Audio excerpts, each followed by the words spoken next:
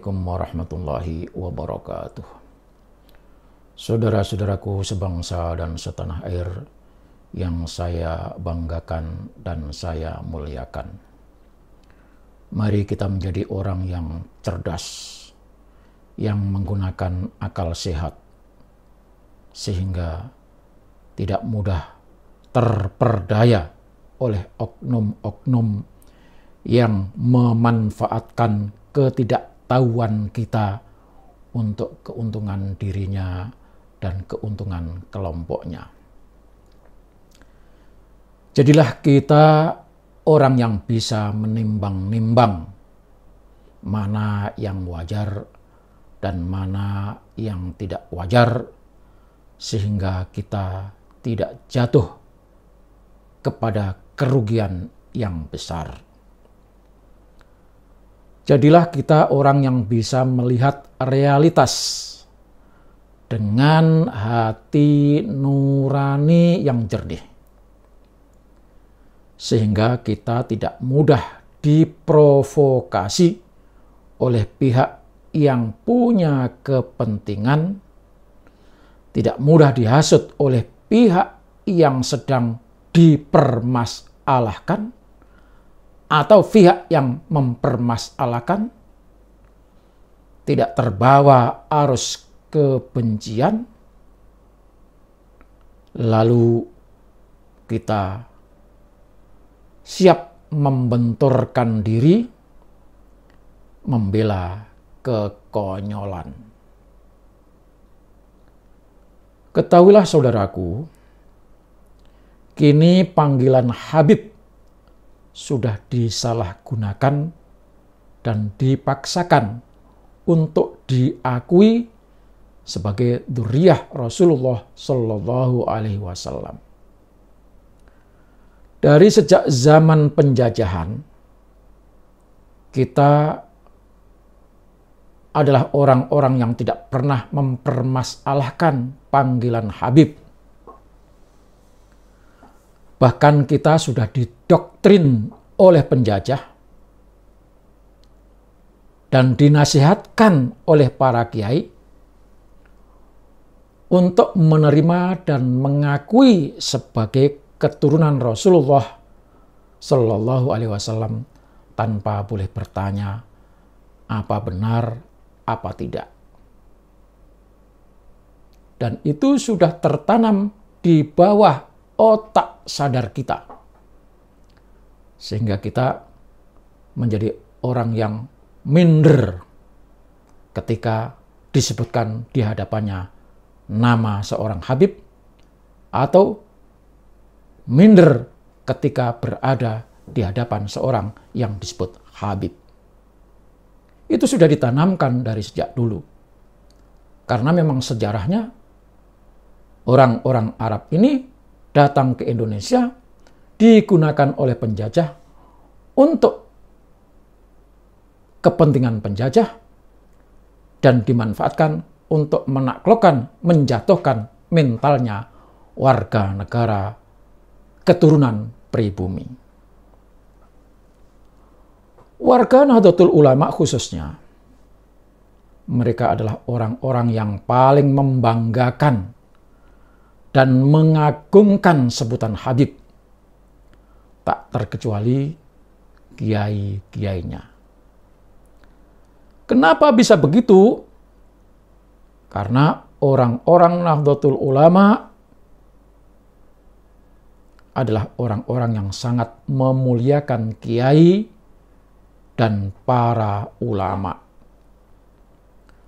Sementara ulama dan kiainya dari dulu tidak pernah mempermasalahkan benar atau tidaknya Habib-Habib yang ada sekarang ini sebagai dzurriyyah Rasulullah Shallallahu Alaihi Wasallam.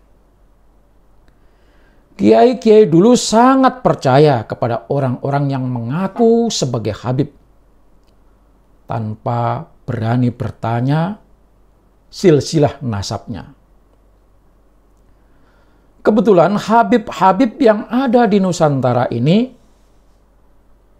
mereka adalah orang-orang yang alim dan alamah, ilmu agamanya mantap,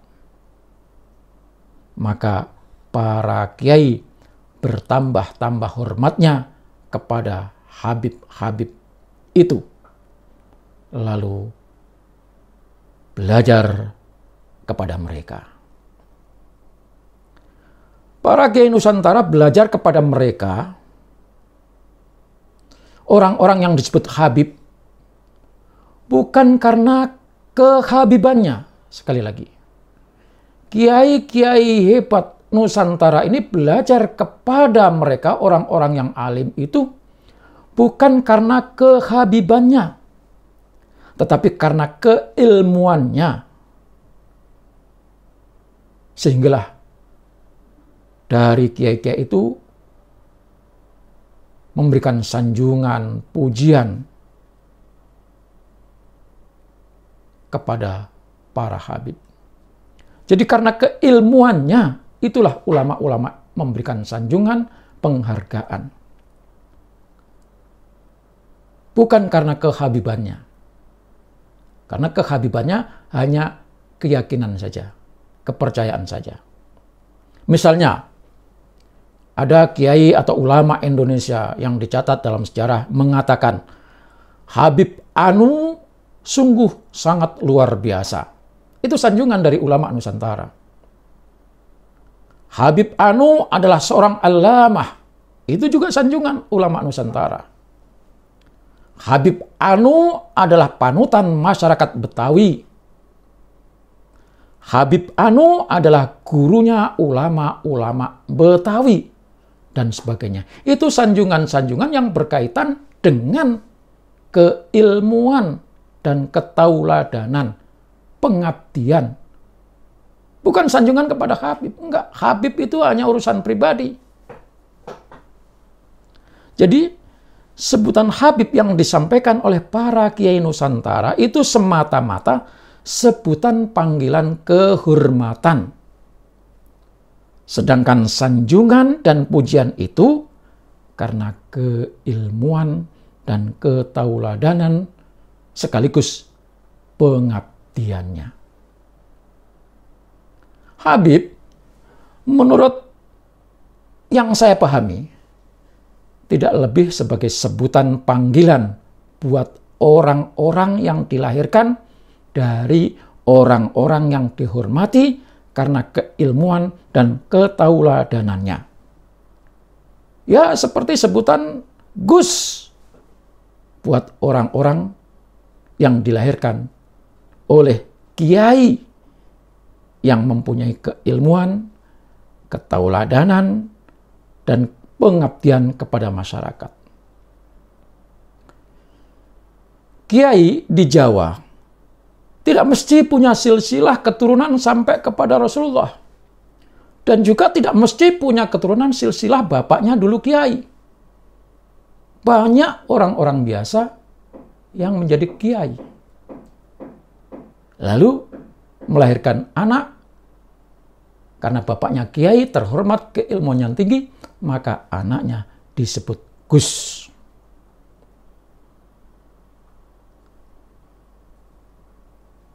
Maka bisa jadi Habib ya seperti itu.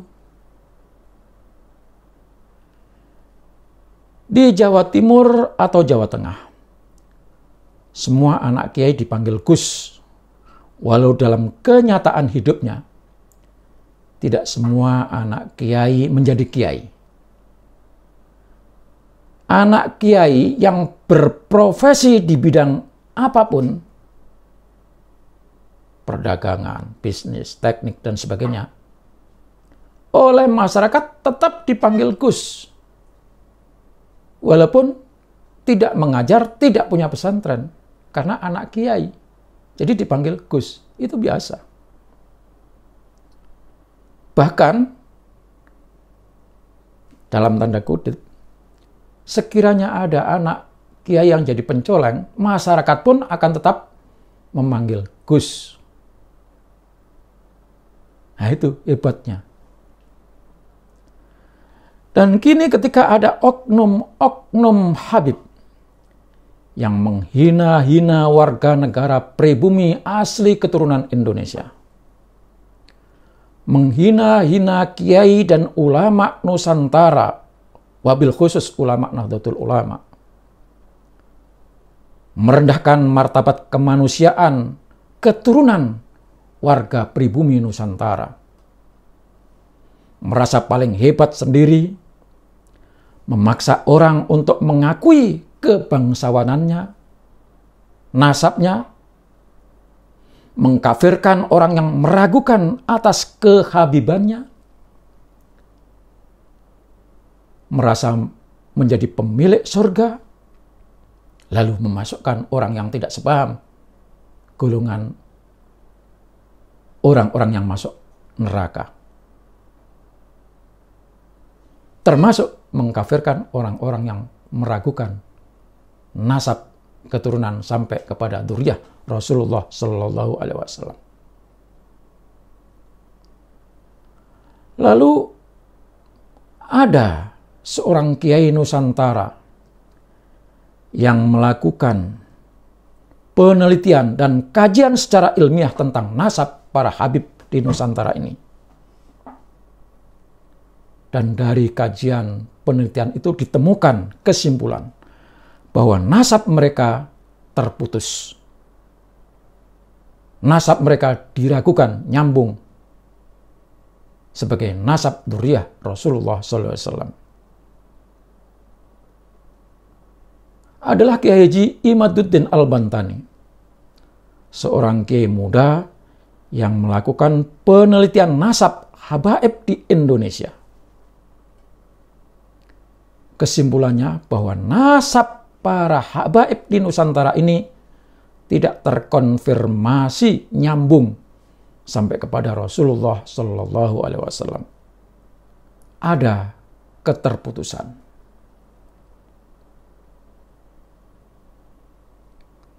Nah, tiba-tiba ada nama-nama yang dicantolkan salah seorang keturunan Rasulullah. Itu kesimpulan dari Kiai Haji Imaduddin. Dalam jarak sekian tahun, tiba-tiba ada nama yang dicantolkan kepada nasab keturunan Rasulullah SAW yang sekarang turun-temurun menjadi habaib di Indonesia ini. Dan itu jelas tidak diketemukan dalam kitab-kitab referensi yang muktabarah. Tidak ada kitab-kitab nasab yang menyebutkan itu. Dalam kurun sekian tahun. Dan baru diketemukan nasab itu ditulis pada abad belakangan, tahun-tahun belakangan. Ketua Rabithah Alawiyah ngamuk-ngamuk. Dan sampai sekarang belum bisa membantah hasil kajian Kiai Haji Imaduddin Al-Bantani itu. Yang bisa dilakukan oleh mereka hanya memframing kalau apa yang dilakukan oleh Kiai Haji Imaduddin Al-Bantani itu dianggap sebagai bagian dari perbuatan mengadu domba antar kiai dan ulama. Dituduh kajian Kiai Haji Imaduddin itu sebagai upaya memecah belah umat Islam Indonesia. Bahkan ada yang menuduh sebagai fitnahan bagi keturunan Mbah Alawi. Yang lebih lucu lagi, ada Habib Bocil memframing kalau apa yang dilakukan oleh Kiai Haji Imaduddin Al-Bantani itu dinarasikan sebagai tuduhan. Dalam tanda kutip, dia katakan, orang-orang Arab Yaman datang ke Indonesia sebagai penjajah. Padahal sama sekali tidak ada kalimat itu, tapi di framing supaya seakan-akan rakyat Indonesia itu menuduh orang-orang Yaman datang ke Indonesia itu sebagai penjajah. Padahal kita tahu orang Yaman datang ke Indonesia itu di abad belakangan hanya mencari makan. Ini tuduhan si bocil yang ngaku Habib. Lain lagi si B.S. Smooth yang menanggapi tulisan Ki Haji Imaduddin dengan tuduhan sebagai cara adu domba, provokasi. Dan tanggapannya itu sungguh sangat kasar dan tuduhan yang justru menghinakan Ki Haji Imaduddin, termasuk juga nyinyiran, penghinaan terhadap orang-orang yang mencari kebenaran. Lalu dia melakukan provokasi, mengajak untuk melawan Ki Haji Imaduddin. Apa katanya? Di dalam sebuah tablik yang di sana selalu diteriakkan kalimat takbir, Allahu Akbar, Allahu Akbar. Umat diadu domba, umat diajak untuk membenci dengan mencatut nama kiai-kiai Nusantara yang sangat dihormati dan sangat dijunjung tinggi oleh warga Nahdlatul Ulama. Untuk menimbulkan kebencian, dia katakan, kalian percaya Ki Hasyim Asy'ari atau percaya kepada Imad? Dikatakan lagi. Kalian percaya Mbah Wahab atau percaya Mbah Imad? Kalian percaya Kiai Asy'ad atau Kiai Imad? Ini kan pertanyaan yang konyol. Pertanyaan yang menjebak. Mengajak orang untuk membenci dan melawan Kiai Imaduddin yang ingin mendudukkan persoalan secara proporsional. Jangan sampai warga Nahdlatul Ulama dan rakyat Indonesia ditipu-tipu.